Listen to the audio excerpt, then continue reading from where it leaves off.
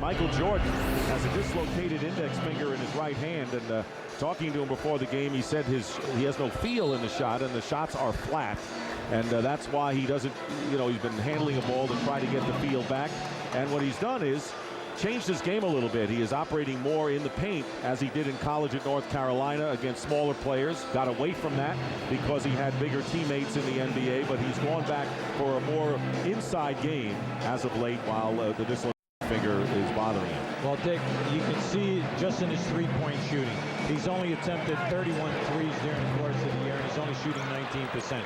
We're talking about Michael Jordan, who before he retired, was shooting at 34% back in the old days with the old line. A lot of people say, well, maybe it's the line. It's definitely not the line. Eldon Campbell lays it in for the first points, and we understand that all clocks are operable right now and are underway.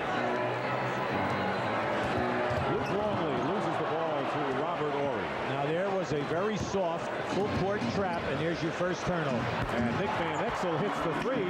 He is second to Wesley Person in the NBA in threes, and all of a sudden 5-0 Lakers. Well, you have to remember, they force the turnovers, get out in the open floor. Not so many layups. You have to be careful because they are three-point dangerous in their transition game. 8 seconds on the shot clock, and Ron Harper gets the Chicago Bulls going.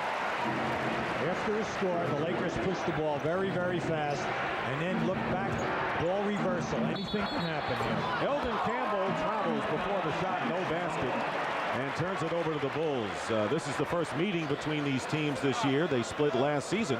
In fact, they have evenly divided their last 16 games, but Chicago has won the last 2 at home against LA.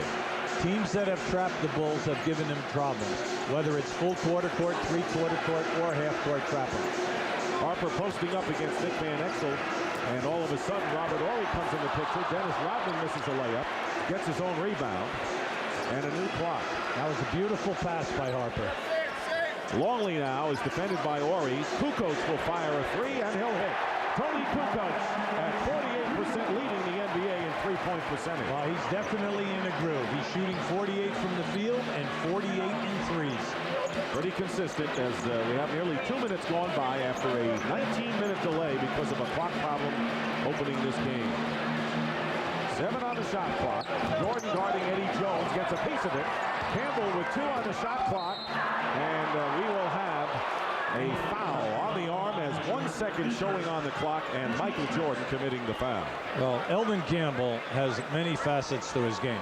He can shoot the jump shot facing the basket out to 18 or 20 feet and be successful. He can hook down inside. He's got the fadeaway, and he can put the ball on the floor. You must pay attention to this guy. Starting his 14th game and impressive numbers without Shaq. Had 22 last night against the Minnesota Timberwolves, going 10 of 12 from the line. So when your center goes to the free throw line in double figures, you're getting it done. Well, that's why we brought up the point at the top of the show. They get to the line 32 attempts a night, and you say, well, what's the big deal? Well, first of all, it gives you easy points, and the other thing is it gets fouls on front court people on the other team equals substitutions. Lakers by 2. A little more than 2 minutes have gone by in the opening quarter. Bulls coming in with a 14-9 record in the middle of the Central Division. 5 on the shot clock.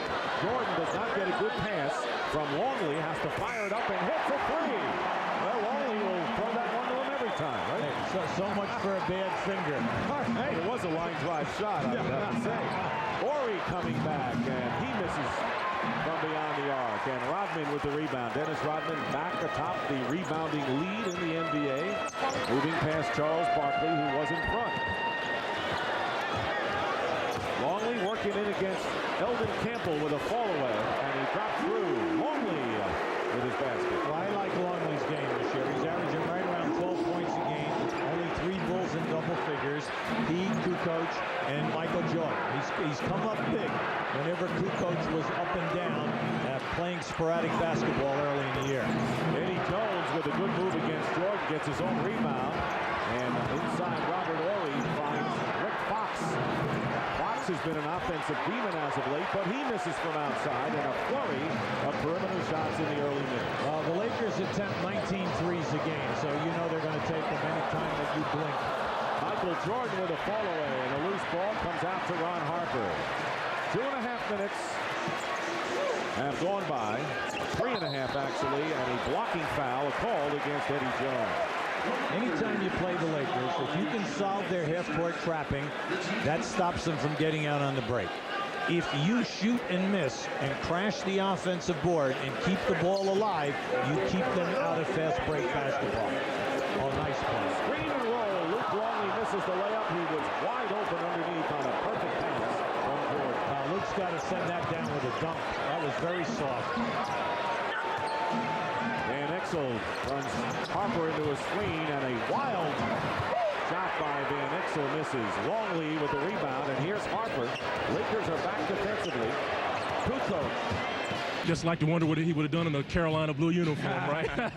All right, thanks a lot, Michael. Let's go back to Dick and Hubie. Well, they said that Dr. J was a great ambassador to the NBA. You just talked to another one, the current one, Michael Jordan. Jordan and Bryant each were a point-a-minute player tonight as the Bulls win